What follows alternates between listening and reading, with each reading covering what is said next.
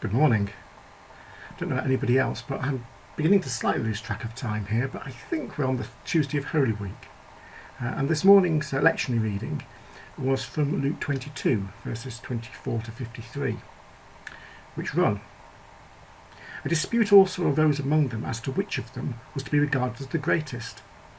But he said to them, "The kings of the Gentiles lord it over them, and those in authority over them are called benefactors. But not so with you. Rather, the greatest among you must become like the youngest, and the leader like the one who serves. For who is greater, the one who is at table or the one who serves? Is it not the one at table? But I am among you as one who serves. You are those who have stood by me in my trials, and I confer on you, just as my Father has conferred on me, a kingdom, so that you may eat and drink at my table in my kingdom. And you will sit on thrones judging the 12 tribes of Israel.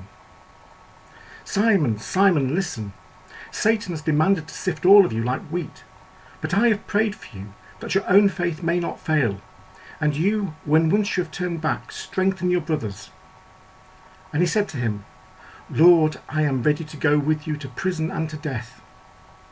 Jesus said, "I tell you, Peter, the cockerel will not crow this day until you have denied 3 times that you know me." Now this passage comes immediately after yesterday's lectionary reading, which was the first part of Luke 22.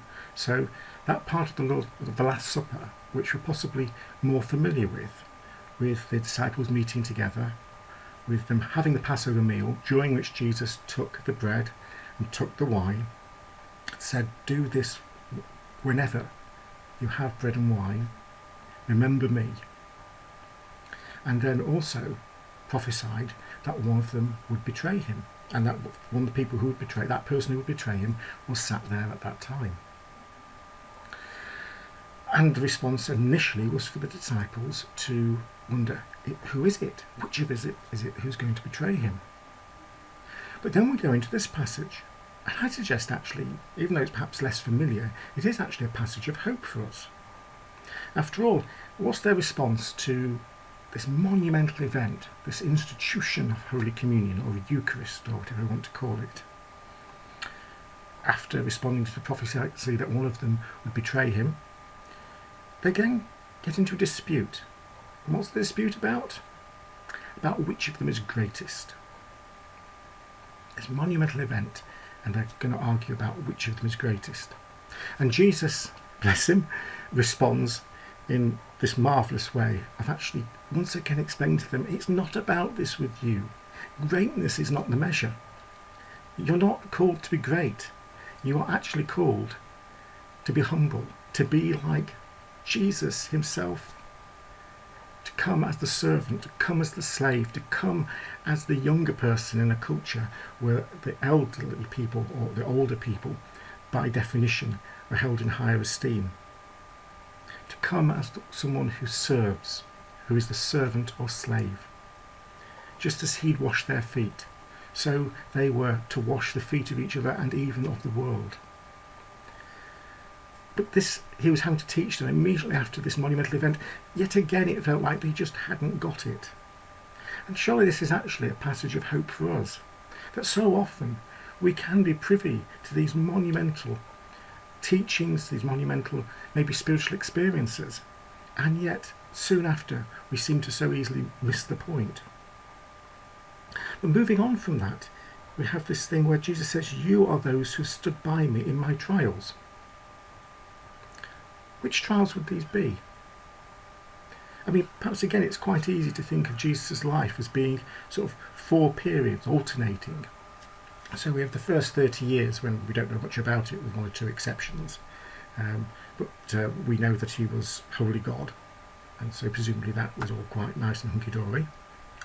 And then we have the temptation in the desert, which came just after his baptism, which we know was a really tough time physically, 40 days without food, but also spiritually being tested by the devil. And then we have the period of his ministry, and then we have the crucifixion, which of course was terrible, a time of temptation and torture. But what about that time in between? What about those times, the first 30 years and the time of his ministry? Well, actually, there's nothing that says that he wasn't subject to temptation during that time, trials and temptation. In fact, if he was wholly human as well as wholly God, surely he was. And here we have it, because actually at that time in the desert, in the wilderness, Jesus hadn't called his disciples at that stage.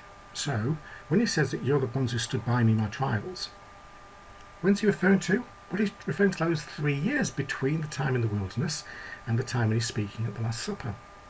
And again, I don't know about you, I find this actually a passage of hope. That suddenly it just brings home that fact that Jesus, being wholly human, really knew temptation. He really knew what it was to go through trials and temptation. And when we're told that he didn't sin, that therefore tells us that temptation in and of itself is not sinful. Actually, it's when we start to either give way to it or indulge it. So give way to it by actually acting on the temptation, or indulge it by perhaps slightly enjoying the thoughts, or just letting it sit there for a while because, it's a nice thought. Maybe I won't do it, but it's a nice thought. That's when we start to slip from temptation into sin. And that's where Jesus was different, in that he was tempted throughout his life, but he never slipped into sin. So that's the second point of hope for us, I think, in this passage.